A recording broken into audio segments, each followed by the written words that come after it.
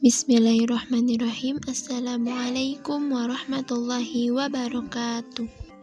Bagaimana kabarnya Ananda Solih-Solihah semuanya?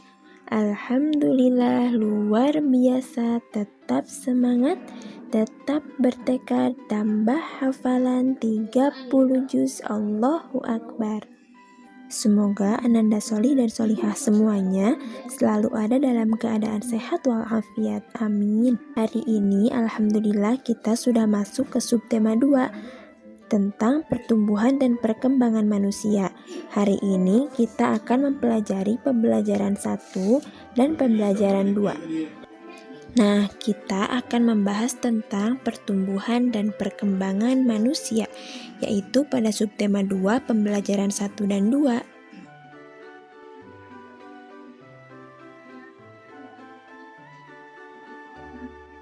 Nah, sebelum melanjut ke materi, Ustazah mau tanya dulu nih, apa sih yang Ananda ketahui tentang pertumbuhan dan perkembangan? Dan apa kita mengalami pertumbuhan dan perkembangan? Nah, ternyata pertumbuhan manusia itu terjadi sejak di dalam kandungan. Nah, ini ada pertumbuhan Udin. Dulu Udin adalah bayi, kemudian menjadi balita, menjadi anak-anak, menjadi remaja, dan menjadi dewasa. Nah, ketika sudah dewasa, pertumbuhan manusia itu berhenti. Akan tetapi, perkembangan emosi dan pikiran manusia terus berkembang. Nah, sekarang coba Ananda Solih-Solihah buka pada halaman 52. Nah, di sana ada gambar. Perubahan yang dialami Udin sejak bayi sampai saat ini adalah, nah kira-kira apa nih? Nah, jadi dulu itu Udin masih bayi, masih belum bisa berjalan. Kemudian Udin bisa merangkak dan akhirnya bisa berjalan.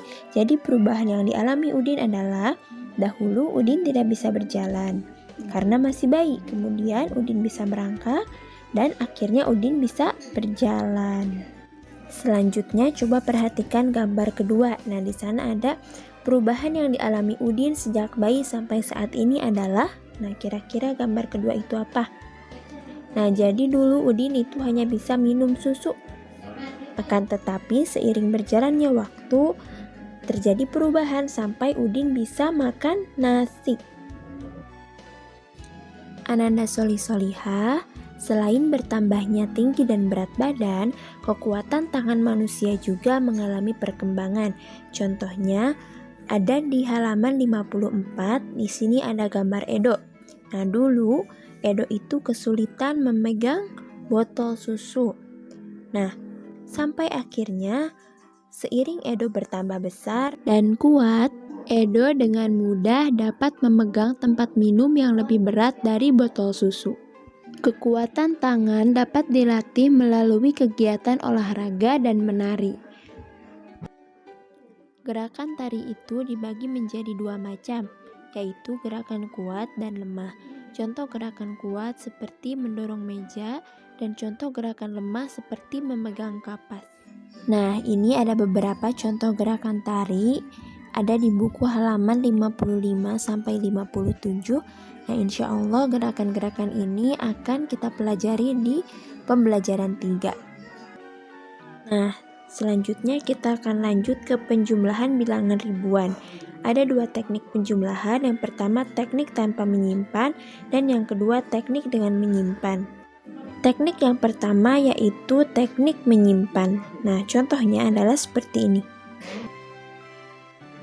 Nah, misalkan ada angka 2653 ditambah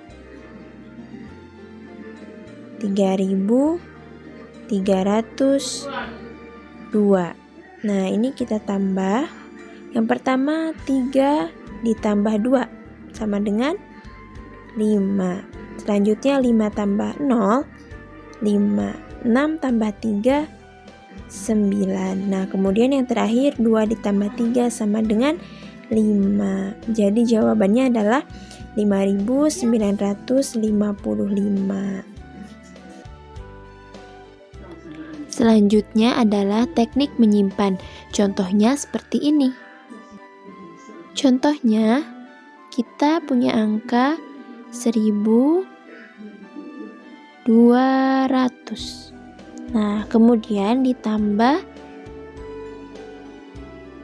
2.900. Oke, 1.200 ditambah 2.900. Nah, kita tambahkan dari belakang.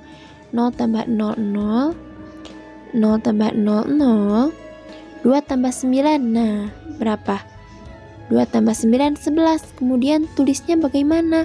Nah, tulis angka terakhirnya. Satunya kemana? Satunya ke atas. Ikut ditambahkan dengan 1 dan 2. 1 tambah 1, 2. 2 tambah 2, 4. Jadi hasilnya adalah 4.100. Nah, kalau misalkan itu diganti jadi 3. 3 tambah 9, 12. Berarti yang ditulis di bawah adalah 2. Begitupun kalau misalkan hasil penjumlahannya 13. Berarti yang ditulisnya 3. Misalkan 14. Berarti yang ditulisnya 4. Nah, jadi angka yang terakhirnya. Oke, kita lanjut ke pembelajaran kedua. Di pembelajaran kedua ini kita akan mempelajari tentang gerakan merangkak.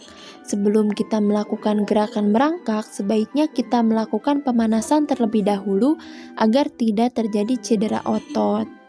Nah, ini adalah contoh gerakan merangkak. Nah, biasanya gerakan merangkak ini dilakukan oleh bayi yang belum bisa berjalan. Nah, langkah-langkah yang harus dilakukan sebelum melakukan lomba merangkak adalah yang pertama, buat garis start dan finish. Yang kedua, berbaris di depan garis start. Yang ketiga, setelah diberi aba-aba, merangkaklah sampai garis finish. Jika sudah sampai ke garis finish, kembalilah ke garis start. Anak yang cepat sampai ke garis start itulah yang menang. Manfaat merangkak yaitu memperkuat otot tangan dan kaki. Nah, sekarang kita akan belajar untuk menghargai perbedaan. Perubahan tinggi dan berat badan manusia berbeda-beda. Kekuatan manusia juga berbeda-beda. Allah menciptakan berbagai macam makhluk hidup berbeda-beda. Perbedaan ini adalah karunia dari Allah. Kita harus saling menghargai dan menghormati perbedaan. Nah, coba Ananda Solihah lihat di halaman 65. Di situ ada gambar dan pertanyaan. Kamu melihat teman yang kesulitan mengambil benda di atas tempat yang tinggi. Sikap yang akan kamu lakukan adalah, nah seharusnya kita harus bagaimana? Kita harus membantunya mengambil benda di atas tempat yang tinggi. Selanjutnya di halaman 66, di situ ada gambar anak yang kesulitan membawa barang bawaan. Nah, ada pertanyaan, kamu melihat temanmu yang kesulitan membawa barang bawaan. Sikap yang akan kamu lakukan adalah, nah sikap kita seharusnya membantunya membawa barang bawaan. Gambar selanjutnya masih di halaman 66, temanmu yang kesulitan mengikuti gerakan tari. Sikap yang akan kamu lakukan adalah, kita seharusnya mengajarkan teman kita untuk mengikuti gerakan tari. Nah, kita mengajarkan teman kita untuk menari. Ananda Solihah, sikap saling menghormati antar sesama, termasuk pengamalan sila kedua Pancasila, yang berbunyi kemanusiaan yang adil dan beradab. Lambangnya rantai emas. Jadi, kesimpulan dari materi ini yaitu faktor yang mempengaruhi pertumbuhan dan perkembangan manusia adalah makanan, olahraga, dan faktor yang diturunkan oleh orang tua. Jadi, setiap orang memiliki pertumbuhan dan perkembangan yang berbeda, maka kita harus saling menghargai.